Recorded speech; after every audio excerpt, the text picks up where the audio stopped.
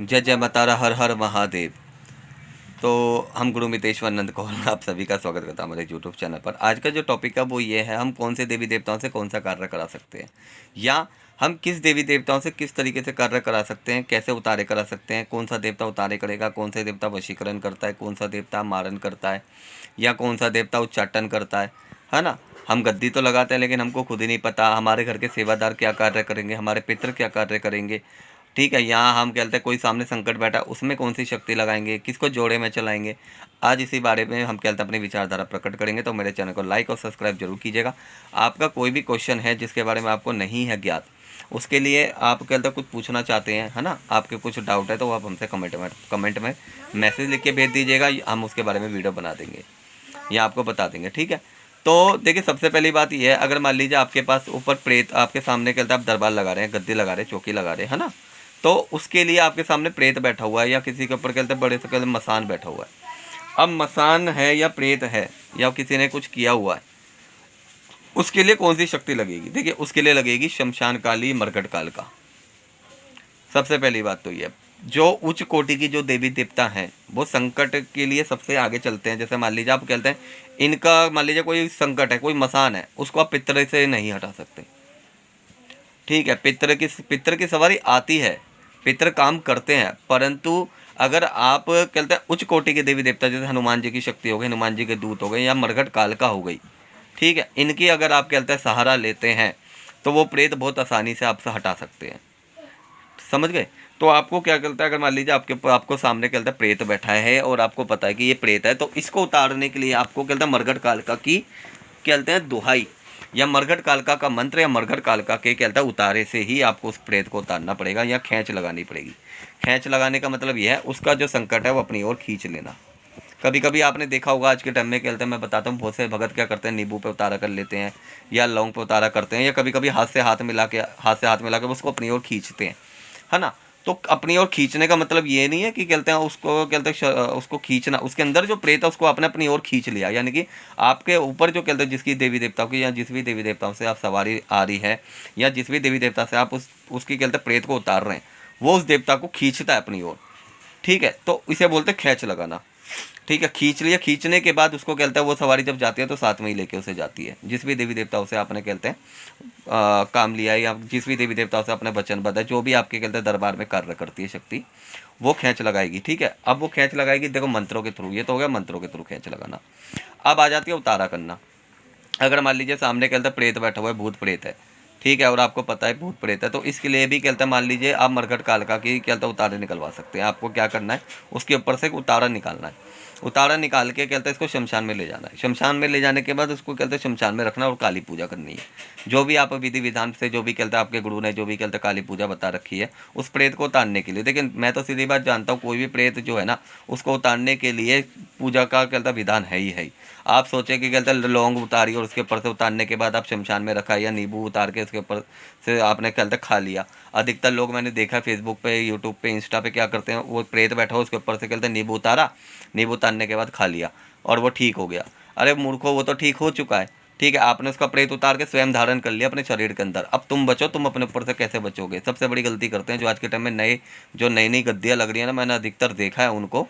ठीक है, ये विधान सबसे गलत विधान है। किसी के कहते देखो देवी शक्ति है, ठीक है, मैं मानता हूँ देवी शक्ति है, पर ये शरीर तुम्हारा है।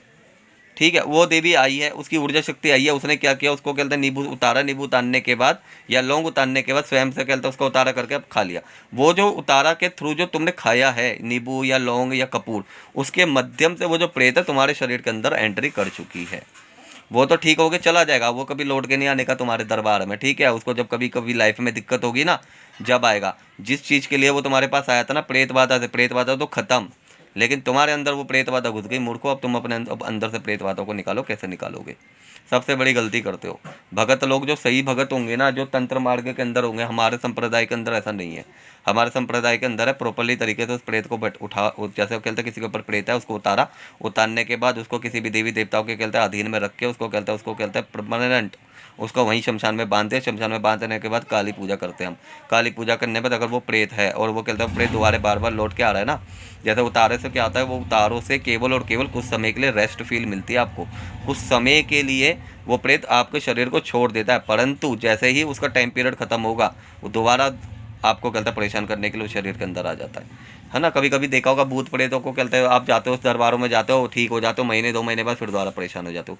सेम कंडीशन इसलिए होती है क्योंकि उसने पूर्ण रूप से विधि विधान से उस प्रेत को नहीं बैठाया है। विधि विधान तो यही कहता है उस प्रेत को ले जाके कहते हैं शमशान में कहते हैं रख के आना, शमशान में रख के आने के बाद काली के अधीन कर देना और काली की भेंट लगा के काली की पूजा पूर्ण तरीके से कर देना, ठीक है। उसको बंधन बना देना शमशान के अंदर ही, या गड्ढा खोद के उसको वहीं दफना देना, उसका उतारा करके। मेन विधान ये कहता है। और उसके बाद उसको जो है ना वहीं पे शमशान में नहला के, और जो वस्त्र उसने पहने हैं वो वस्त्र वहीं छोड़ने पड़ते हैं, नए वस्त्र धारण करके वो अपने घर आता है। ये होता है पूरे तरीके से कार्य करना, ठीक है। पैसा खर्च होता है, देखो सीधी बात है। निःशुल्क दरबारों में आप जाओगे, निःशुल्क सेवा करवाओगे, वो तो बदी निःशुल्क तो निःशुल्क ही तरह से है। ढंग से अगर आप कहते हैं इलाज करवाना चाहते हो और इन सब समस्याओं से आप छुटकारा चाहते हो कि ये प्रेत जो है या बसान जो है बार बार लौट के हमारे को परेशान ना करे, ठीक है, इसके लिए प्रॉपरली तरीके से विधान होता है। देखो उसमें पैसा खर्च होता है, ठीक है। तो अब जैसा कहते हैं काम वैसा दाम, सीधी बात तो ये। आप लोग कहते हैं जैसा काम करवाना चाहते हो भगत लोग वैसा काम करते हैं। देखो इसमें भक्तों का कोई कसूर नहीं है, हम तो सीधी बात जानते हैं। लेकिन हमारे कहने का मतलब ये है भी, ये जो आप लौंग उतार के या कपूर उतार के या नींबू उतार के ये जो किसी का प्रेत उतार लेते हैं ना लोग बाग, नहीं तो वो सबसे बड़ी गलती करते हैं। क्योंकि आज नहीं तो कल, कल नहीं तो कल परसों आपके घर में वो दिक्कतें चालू हो जाएंगी, ठीक है। तो ऐसा मत कीजिए। आपको कहते हैं आप उतारा निकलवाइए, ठीक है। उतारा निकलवा के कहते हैं शमशान में, चौराहे शमशान में या चौक पे, आज के टाइम में तो मैं बता रहा हूँ 3 जगह को उतारे चल रहे हैं सबसे ज़्यादा, एक शमशान का, एक चौक का और एक नदी घाट का, ठीक है। इन तीनों घाट का कहते हैं सबको पता है, या तो शमशान से कोई कहते हैं किसी ने कुछ किया होगा, या चौक चौराहे से कुछ लग गया होगा, या नदी तट से ये कभी गुजरा होगा तो वहाँ से कोई चीज़ लग गई होगी। तो वहीं का क्या करते हैं वो भोग प्रसाद और उतारा उनके नाम का निकलवा देते हैं, ठीक है। कुछ समय तक वो सही रहते हैं, फिर बाद में वही सेम दिक्कतें चालू हो जाती है। तो ये जो है विधान करिए तो पूरे तरीके से कीजिए, ठीक है।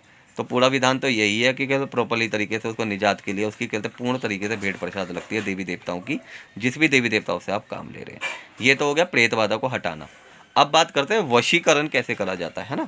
देखिए वशीकरण के लिए जो है मरकट काल का भी काम करती है और आपके घर के कहते हैं देवी देवता भी काम करते हैं, ठीक है। आप किसी का वशीकरण कर रहे हैं, मान लीजिए किसी शादीशुदा महिला है जो आपके समक्ष आई है और उसकी कहते हैं लड़ाई झगड़ा आपस में बिगड़ रहा है उसके पति के साथ, तो ये अच्छा काम है।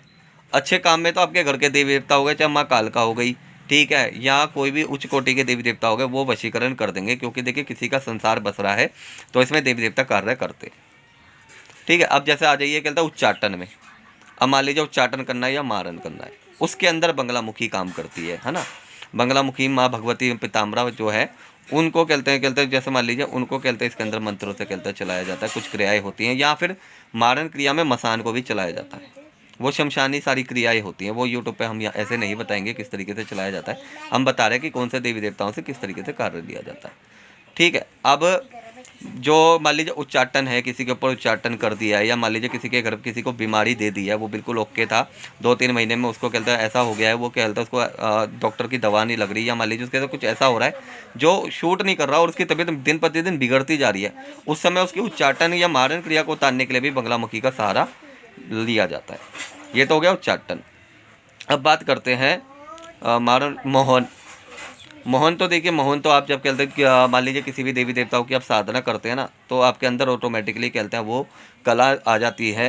देखिए हर किसी के अंदर जब आप वो साधना करते हैं तो हर किसी के अंदर अलग अलग तरीके से देवी देवता जो है क्या कहते हैं उसको वरदान देते हैं, है ना। हर किसी के अंदर जैसे आपने देखो किसी के अंदर कहते हैं बोलने का चाल बोल चाल अच्छा होता है, किसी का चेहरा अच्छा होता है, किसी का कहते हैं कलाएँ अच्छी होती है, ड्राइंग अच्छी करता है, किसी का नृत्य अच्छा होता है। हर किसी की कलाएँ अलग अलग तरीके से भगवान ने कहते हैं हर किसी को अलग अलग तरीके से कहते हैं कलाएँ 16 कलाएँ जो हैं दे रखी होती हैं, है ना। कोई कहता है बाइक चलाने में एक्सपर्ट होता है, कोई साइकिल चलाने में एक्सपर्ट होता है, तो ये कलाएँ होती हैं। इसी तरीके से जब आप साधनाएँ करते हैं तो भगवती कहते हैं आपको कहते हैं जो कलाएँ देती है वो किसी भी तरह की कलाएँ आपको प्रदान कर सकती है, ठीक है। उसी में से ही एक मोहन होता है जो कहते हैं सामने वाला आपके समक्ष आता है, वो आपको कहते हैं चेहरा देख के आपको मोहित हो जाता है। ये एक मोहन क्रियाएं होती हैं, इसको भी सिद्ध किया जाता है, इसका भी एक मंत्र होता है, ठीक है। मारन उच्चाटन सम्मोहन वशीकरण स्तंभन। स्तंभन होता है रोक देना, जैसे कि आपका व्यापार चल रहा है, ठीक है, वो व्यापार आपका रुका हुआ है, बहुत अच्छा चल रहा था, बहुत आपका कारोबार अच्छा चल रहा था, अपितु वो एकदम ही रुक गया, सडनली आपका व्यापार रुक गया है, या आपका कहता है किसी ने गर्भ स्तंभन कर दिया है, ठीक है। आपको कहता है डेट मतलब बच्चा रुकता है 2 महीने 3 महीने बाद बच्चा जो है वो गिर जाता है, तो ये या बच्चा होता ही नहीं है, इसको बोलते हैं स्तंभन कर देना। इसके लिए अस्तंभन क्रियाएं होती हैं, यानी कि उसके कहते हैं जो रुकावट है उसको चलाने के लिए भी कहते हैं इसके अंदर शमशान काली भी काम करती है और इसके अंदर बंगलामुखी भी काम करती है। मारण, उच्चाटन, सम्मोहन, वशीकरण, स्तंभन, ये 6 क्रियाएं होती हैं जिसके अंदर अलग अलग तरीके से देवी देवता कार्य करते हैं। पुच्छा देने के लिए आपके पितर भी पुच्छा दे सकते हैं, या आपके घर का कोई सेवेदार होगा वो भी पुच्छा अच्छी दे देता है। सबसे पहली बात ये, पुच्छा के लिए तो आपको अपने सेवादार, अपने क्या कहते हैं पितरों को प्रसन्न कीजिए, अपने घर के सेवादार को प्रसन्न कीजिए, ठीक है। इस तरीके से कार्य आपके दरबारों में कर सकते हैं। तो हमने ये बताया था कि कौन सा देवता किस तरीके से दरबार में कार्य होता है, किस तरीके से कौन से देवता से कार्य लिया जाता है। तो अगर कहता है तंत्र से रिलेटेड अगर कोई समस्या है आपको, तो आप दरबार में आके पूछ सकते हैं। गुरु धारण करने के लिए भी आप दरबार में आके कहते हैं गुरु धारण कर सकते हैं, ठीक है। दीक्षा भी आप ले सकते हैं, माँ काली की दीक्षा, 10 महाविद्याओं की दीक्षा हम देते हैं, ठीक है। तंत्र मार्ग से रिलेटेड अगर किसी भी तरह की कोई भी दिक्कत है आपको, तो आप दरबार में आके आप हमसे पता कर सकते हैं। तो जय जय माता तारा, हर हर महादेव। मंगल और शनिवार को दरबार लगता है। भूत प्रेत से रिलेटेड, तंत्र से रिलेटेड हर तरह का समाधान, ये 6 क्रिया होता है, 6 के 6 क्रियाओं का कहते हैं समाधान यहाँ पे होता है। तो जय जय माता तारा, हर हर महादेव।